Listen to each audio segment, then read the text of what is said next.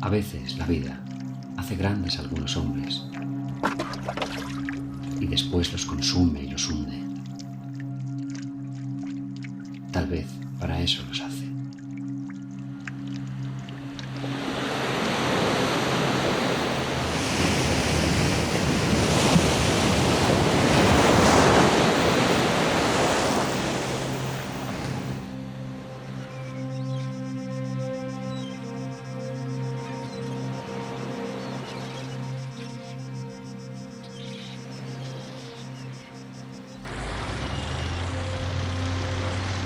Uno de esos hombres que la vida hizo grandes para dejarlos al final en la nada fue Juan de Fuca. Un hijo de esta isla, un hijo del mar, 40 años piloto de las Indias en las naves de Carlos V y Felipe II, primer occidental que exploró las heladas costas del norte del Pacífico y descubridor de las tierras vírgenes del Canadá por su lado de poniente.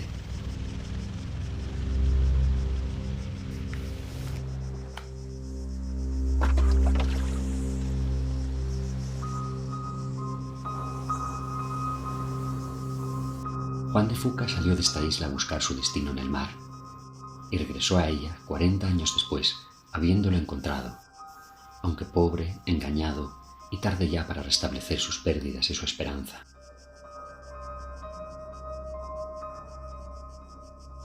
Y como muchos de sus contemporáneos en el mar, Colón, Elcano o el Gran Capitán, Juan de Fuca es un capítulo en la historia de la ingratitud.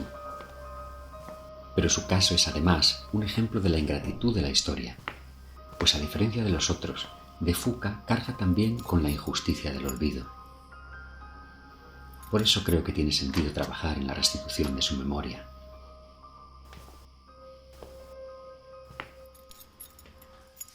Pero ¿con qué contamos para restituir su memoria? Con muy poco, como suele pasar. Tenemos un nombre sobre algunos mapas. Tenemos una súplica al rey que, de ser suya, la habría firmado como el capitán Juan Griego.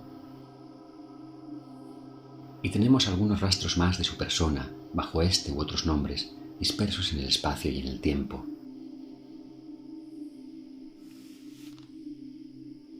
Pero la fuente principal que conserva su memoria es el relato de un misterioso encuentro en Venecia. El informe que un prestigioso mercader, navegante y cónsul inglés llamado Michael Locke depositó en la corte de la reina Isabel para dejar constancia de que había conocido a un hombre que decía haber hallado un paso por el norte entre los dos océanos.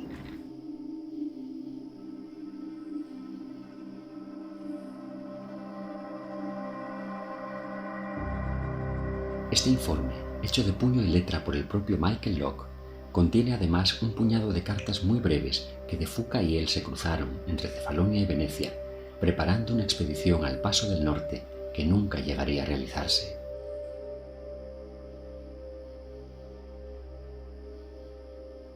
Todo esto se salvó del olvido como de milagro, transcrito en una extraña obra que aspiraba a contar todas las maravillas y vanidades del mundo, vistas por quienes en todas las épocas habían recorrido las tierras y los mares. Aquí está su portada. Se llama Peregrinos. Y este es su autor, el erudito Samuel Purses, que la compuso a partir de sus muchas lecturas y de su colaboración con Richard Hakluyt, el geógrafo mejor informado de Inglaterra. Parece mentira, pero en ella aparecen los viajes remotos de Eneas, de Alejandro Magno, del apóstol San Pablo, hasta llegar a sus contemporáneos como Magallanes, Cavendish o Drake. Estas escasas páginas son nuestra fuente principal para conocer a Juan de Fuca, el único momento de luz. Lo demás son destellos aislados que desafían al investigador, avistamientos dudosos y fugaces, como los de esas criaturas inciertas que aparecían en los mapas de su época.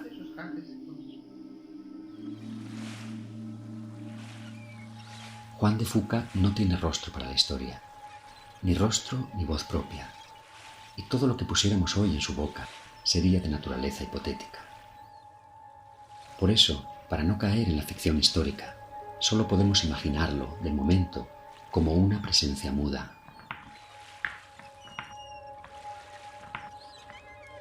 Por ejemplo, con los 60 años que ya había cumplido cuando decidió regresar a su isla, evocando sus andanzas desde estos paisajes que también fueron suyos y acariciando aún la esperanza de culminar su hazaña.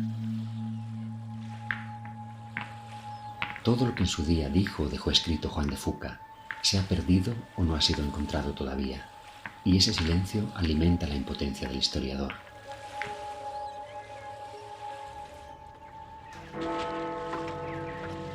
Por las noticias que han llegado a nosotros, podría hablarnos del comienzo de sus andanzas en Venecia, que entonces gobernaba Cefalonia, y de sus viajes por el Mediterráneo en las galeras de remeros.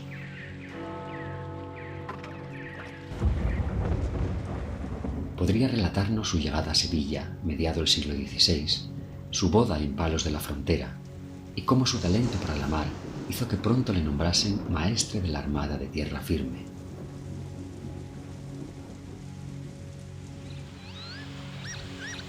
Sabemos que pasados 2 años dio el salto al océano y comenzó a viajar a vela al Nuevo Mundo.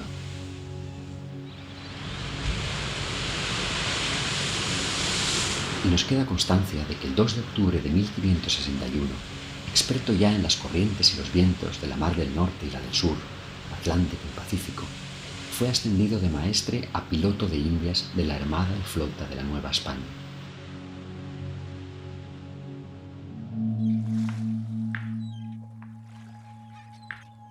Por desgracia, la historia no conserva el testimonio personal de este marino griego sobre sus muchos viajes trayendo cargamentos de oro y plata del Nuevo Mundo al Viejo para mantener a flote el Imperio español. Conserva, sin embargo, los nombres de 2 naves donde sirvió como maestre, la Trinidad y Santa María de Begoña.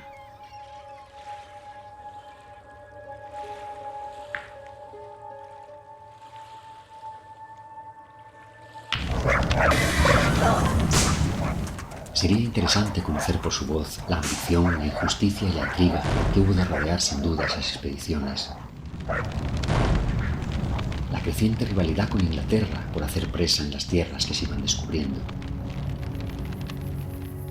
Pero también la emoción de vivir en un tiempo en el que el mundo se ensanchaba cada año. La emoción de abrir caminos nuevos, de navegar guiados por estrellas de otros cielos.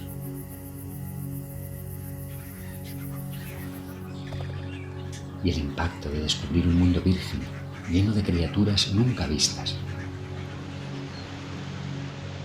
Mucho más rebosante de vida que el viejo, y donde todo parecía mantenerse aún como en el día de la creación.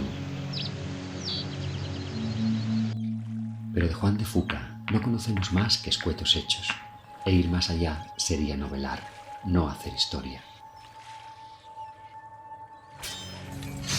Hay indicios también de que a bordo de la galera real de don Juan de Austria combatió en la famosa batalla de Lepanto, que se libró cerca de aquí, de su isla natal, pero aún es pronto para afirmarlo como un hecho probado. Lo que sí podemos afirmar, porque de ello fue testigo Pedro Sarmiento de Gamboa, es que el 5 de diciembre de 1578, Juan de Fuca fue capturado en Valparaíso por el temido Francis Drake, que acababa de cruzar el estrecho de Magallanes, decidido a realizar una segunda vuelta al mundo, buscando aún más su propia gloria que la de Inglaterra.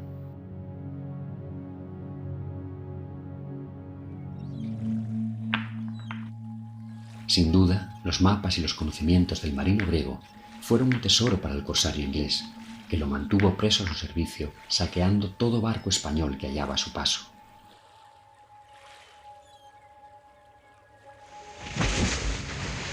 Al cabo de 70 días, sin que sepamos bien por qué, Drake dejó a de Fuca libre en el puerto de Callao y continuó su viaje rumbo norte con 22 toneladas de oro y plata en la bodega de su cierva dorada.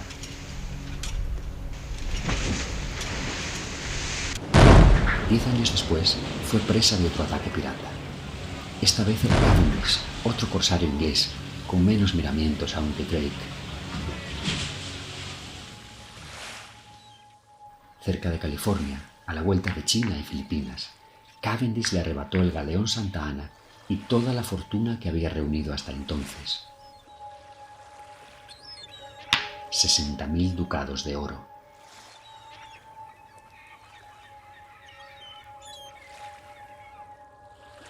De Fuca le juró odio eterno. Y tal vez fue ese odio la fuerza que le hizo aceptar lo que entonces era una misión imposible: encontrar el paso del norte.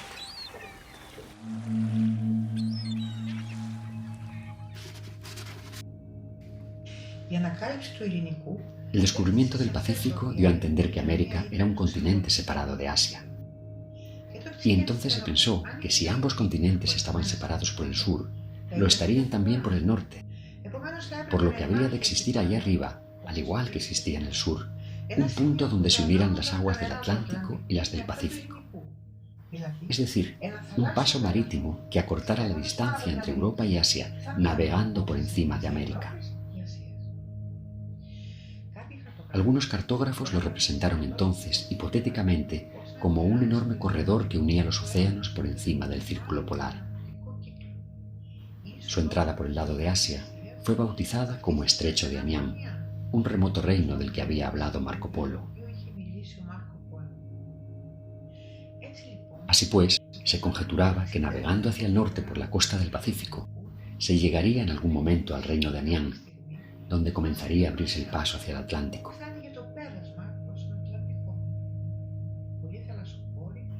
Muchos navegantes se lanzaron a buscar ese paso, unos por el lado del Atlántico, otros por el Pacífico. Las expediciones de Cabrillo y Ferrelo en la costa de California alcanzaron el paralelo 40, y se decía que Drake había subido hasta el 42, pero nadie se había aventurado más al norte. Ese fue el reto que asumió Juan de Fuca.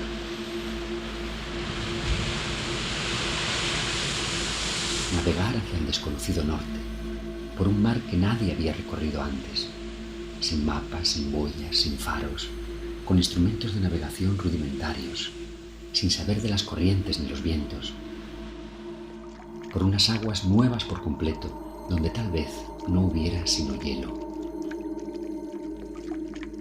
Su viaje sería la otra cara del de Magallanes, hallar el paso del norte como él halló el del sur. Y a cambio de encontrarlo, pediría tan solo una cosa: los 60.000 ducados que Cavendish le había arrebatado.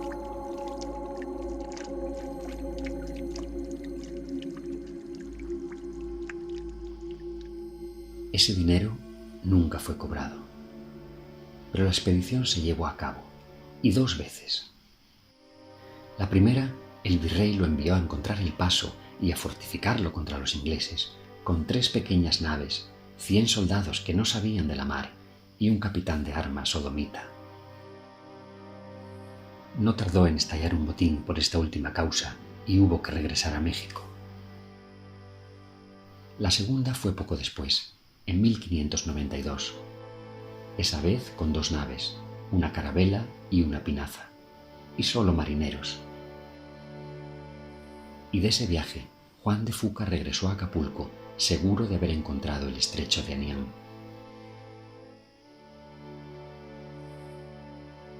Pero el virrey le pagó tan solo con honores.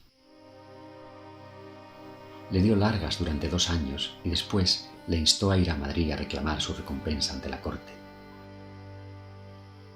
Allí tampoco le pagaron, y es posible que ni siquiera le creyeran.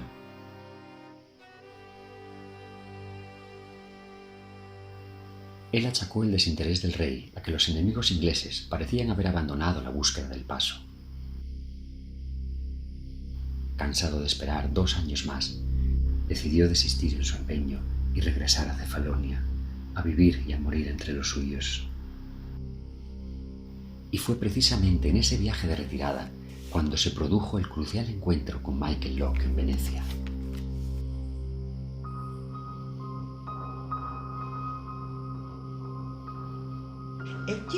Allí empezaron las cartas, primero a la corte de la reina Isabel, y más tarde entre Locke y de Fuca, entre Venecia y Cefalonia. Locke está tan seguro de la honestidad del navegante griego que no duda en escribirle a Richard Hakluyt, autoridad en las exploraciones de la época, a Sir Walter Raleigh, promotor de la colonización de Norteamérica, y al propio Lord Cecil, mano derecha de la reina y ministro del Tesoro. Dice textualmente: Me mostró la ruta del viaje sobre mi propio mapa, que yo extendí ante él, diciéndome que había remontado la costa hasta los 47 grados de latitud norte, y que allí, entre los 47 y los 48, se abría en la tierra un ancho brazo de mar, por el que se internó navegando durante más de 20 días, cruzando entre numerosas islas y viendo cómo se ensanchaba cada vez más. Y dijo que a la entrada del estrecho se alza un enorme farallón en forma de pináculo. Y también dijo haber desembarcado en diversos puntos, donde vio gentes cubiertas de pieles, y que la tierra era muy fértil y rica en oro, plata, perlas y otras cosas, tanto como la Nueva España, y que volvió atrás por no poder fortificar el paso ante un posible ataque de los indígenas y por miedo a los hielos del invierno.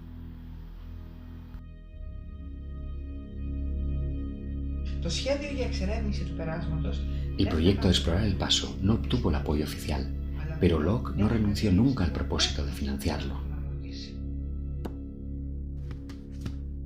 En los años siguientes, otros trataron de encontrar también el estrecho de Anián.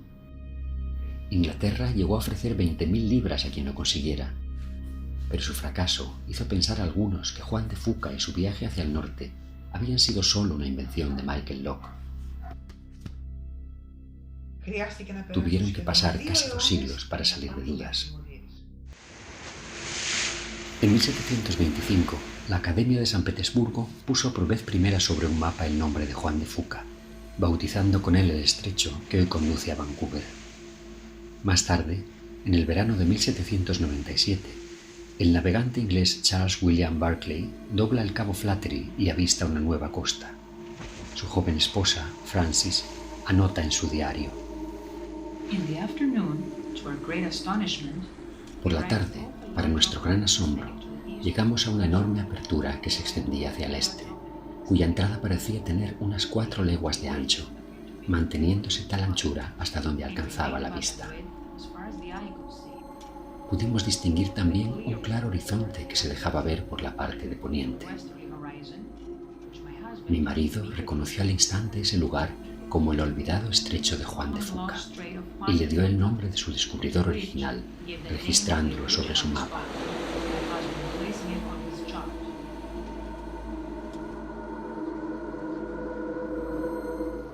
Los Barclay vieron el inconfundible pináculo que de Fuca describió a la entrada del canal y registraron su latitud a los 47 grados 47 minutos.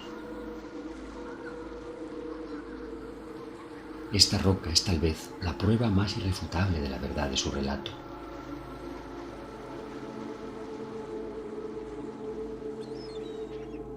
Luego vieron el brazo de mar y las islas que él vio, y otros vieron después la tierra rica y fértil, las pieles, el oro del río Fraser y el nácar de las conchas de Abulón.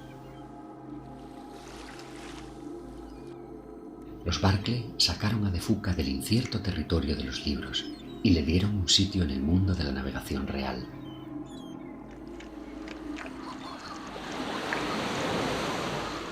El navegante griego-español no alcanzó a Magallanes en fama, pero sí en osadía.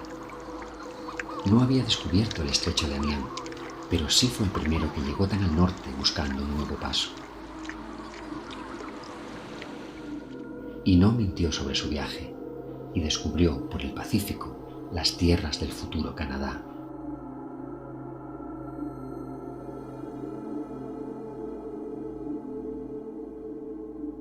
El paso del norte no existía en su época. Hubo que esperar a principios del 20 para que el intrépido Amundsen, el mismo que descubrió el Polo Sur, cruzara de un océano a otro en una cáscara de nuez con 6 personas más, navegando 3 años por un hilo de agua abierto entre los hielos.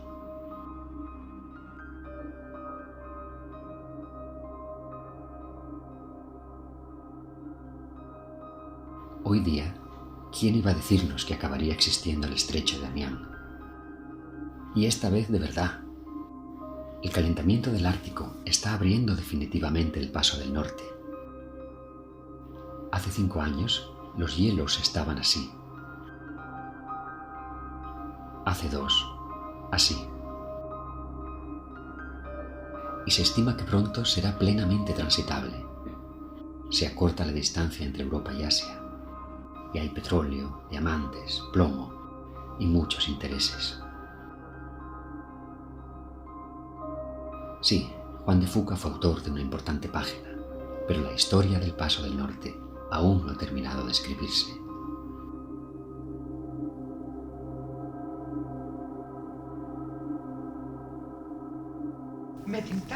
Con el hallazgo de los Barclay a finales del siglo XVIII, el descubrimiento de Fuca quedó corroborado por la geografía. Luego le tocó a la investigación histórica corroborar definitivamente la existencia de su descubridor.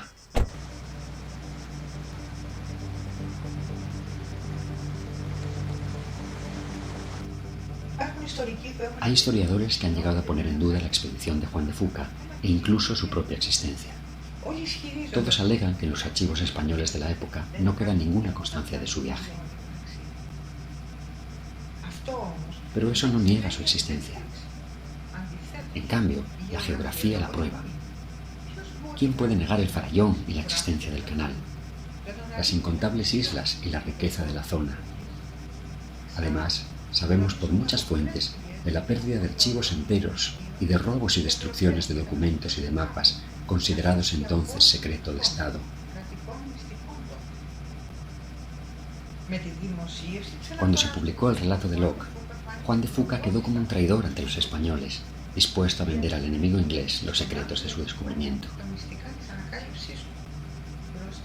Ante el riesgo de que otro lo hiciera, no sería extraño que destruyeran todo lo relativo a ello. Las cosas se hubieran aclarado si hubieran enviado a alguien a investigar a tiempo aquí a Cefalonia. Y así lo hizo a mediados del siglo XIX el historiador americano Alexander Taylor, que financió al entonces cónsul honorario de Estados Unidos aquí, en las Islas Jónicas, para que investigara in situ al respecto. Spiridon York, que así se llamaba el cónsul, encontró el árbol genealógico de Juan de Fuca, una biografía del navegante publicada en Venecia por un religioso llamado Masarakis, y conversó directamente con sus familiares, marineros pobres que no solo guardaban memoria de su famoso antepasado, sino que sabían de su amistad con Locke, prueba que se opone a quienes niegan su existencia.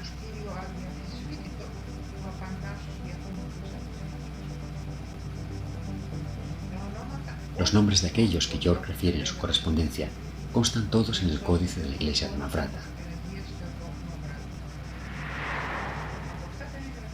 Por esos documentos sabemos que su abuelo huyó de la toma de Constantinopla en 1443 y que se estableció en Cefalonia, en el valle de Lios. Aquí tuvo 4 hijos: Esteban, Emmanuel, Héctor y Jacobo, este último el padre de Juan. Todos los focás de Cefalonia descienden de la misma familia bizantina, y aún hay muchos vivos y muchos enterrados en el cementerio de Mafrata.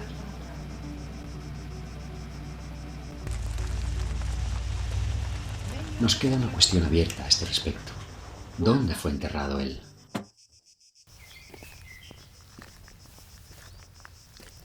El navegante griego-español llevaba entre sus nombres el de Apóstol y el de Valeriano. Valeriano por el pueblo en que había nacido, Apóstol por proceder de una familia bizantina devota de los santos apóstoles. Este cementerio ocupa el lugar de la vieja iglesia de los santos apóstoles en Valeriano, derruida por el terremoto de 1953. Tras la destrucción, se construyó a su lado una nueva, y de la antigua fue trasladado a ella un curioso relieve que se hallaba sobre una vieja tumba y que fue colocado en el eje del templo a manera de ónfalo. El águila bicéfala imperial de Bizancio asida una corona de laurel. La forma circular del relieve es netamente funeraria. No se trata de un ónfalo eclesiástico. ¿Quién fue enterrado bajo tal emblema? Sin duda alguien importante. ¿Quién pudo ser de todos los focás? Su abuelo Emmanuel, su padre y sus tíos. Tal vez el propio Juan de Fuca.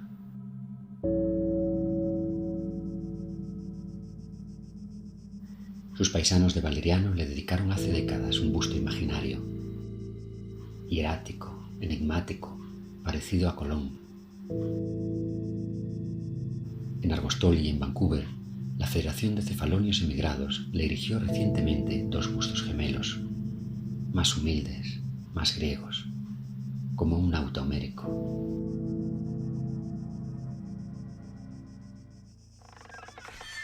Las investigaciones del cónsul York para el historiador Taylor nos reservan aún otra sorpresa.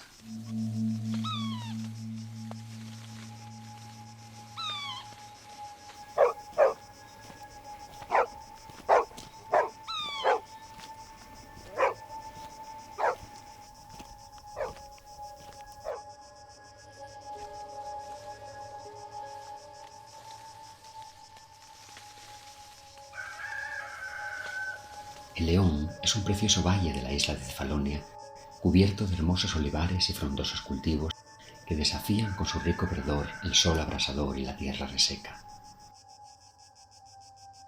Casi en mitad del valle yace la aldea de Valeriano, lugar en que nació Juan de Fuca, donde sobre un pequeño promontorio se alza una casa antigua que contempla la campiña circundante hasta allá donde alcanza la vista.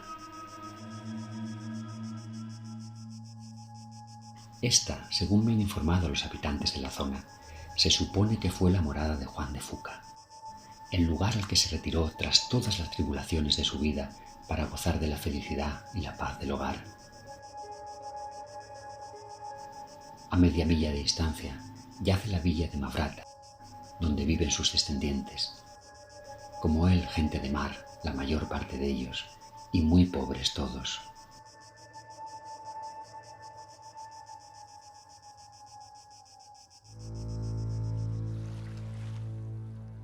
Los últimos 6 años de su vida, Juan de Fuca los pasó pendiente de las espaciadas cartas que Locke le hizo llegar desde Venecia.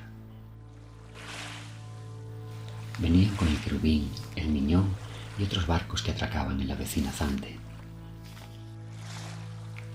Una de ellas habría de traer la noticia de que los fondos ya estaban concedidos para emprender la expedición al Paso del Norte. Él ya estaba listo y había reclutado además 20 marinos de raza entre los hombres de su tierra. Pero los días y los meses pasaban, los barcos llegaban sin la carta esperada y la vida le estaba mostrando sus orillas.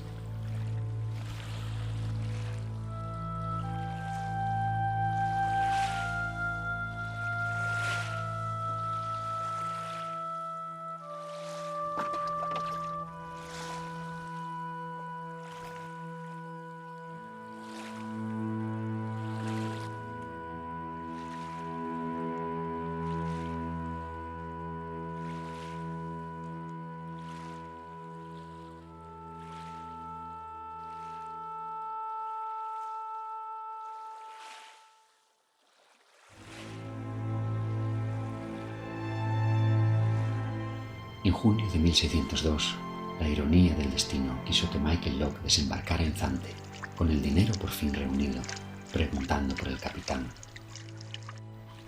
Ya no está entre nosotros, le dijeron unos, otros que estaba ya decrépito y perdido. Ioannis Foukas, navegante griego, Juan de Fuca, navegante español, piloto de las Indias, nacido y fallecido en Cefalonia. El hombre muere, el lugar permanece. La historia indaga, recompone, rectifica y avanza.